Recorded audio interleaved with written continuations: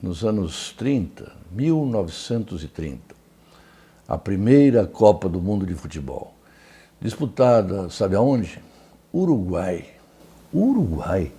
Por que esse pequeno país da América do Sul foi indicado para sediar este primeiro grande evento?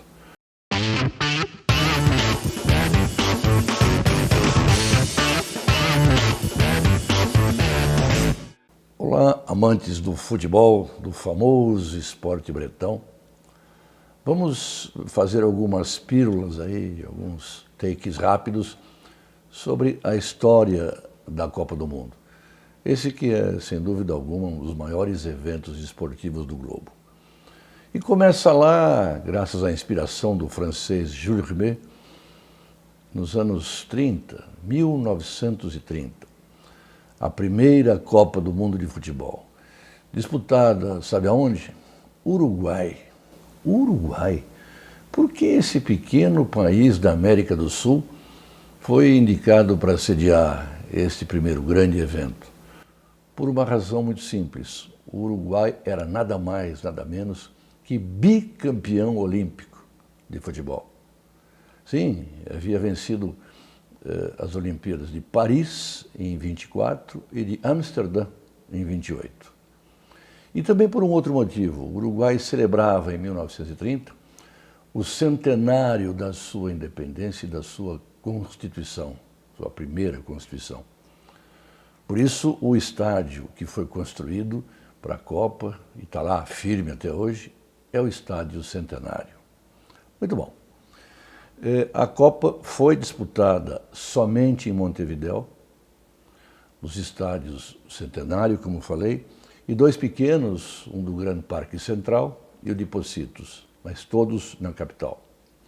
13 seleções disputaram aquela Copa, sendo 7 da América do Sul, praticamente todos os países sul-americanos estavam lá, 2 da América do Norte, Estados Unidos e México, e apenas 4 europeus, pela enorme dificuldade da travessia do Atlântico naquela época.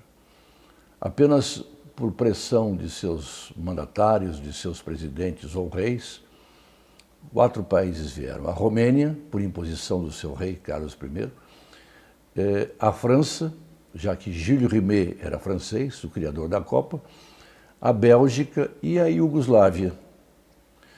Muito bom. A travessia dessas delegações foi muito difícil. A Bélgica sai de Barcelona, a França sai de Le Havre, 15, 20 dias e pronto.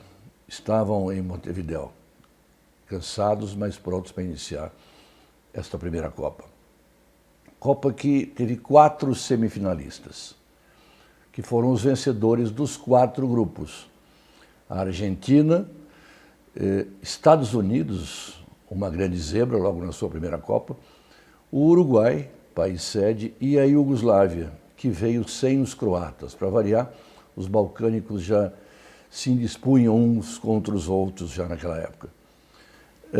As 2 semifinais foram com placares elásticos, 6-1 da Argentina contra os Estados Unidos, 6-1 do Uruguai contra a Iugoslávia. O Brasil já tinha ficado lá atrás. Perdeu logo na primeira partida para a própria Iugoslávia por 2-1. E nada valeu a segunda vitória contra a Bolívia por 4-0. Estávamos eliminados. Uma seleção, aliás, que já saiu muito desacreditada, combalida e, na minha opinião, e na opinião dos especialistas, eliminada precocemente. Porque houve uma cisão entre paulistas e cariocas. E só os cariocas é que foram representando o país. Tanto que, depois dessa primeira derrota, os paulistas adoraram e os jornais aqui de São Paulo tiraram um verdadeiro sarro da seleção, para falar a verdade. Muito bom, afinal, com 93 mil espectadores no Estádio Centenário, teve vitória uruguaia por 4-2 contra os argentinos. Curiosidade, a torcida argentina queria sim prestigiar seus jogadores. E houve uma espécie de travessia do Rio da Prata, com vários barcos argentinos cruzando o rio para apoiar a sua seleção.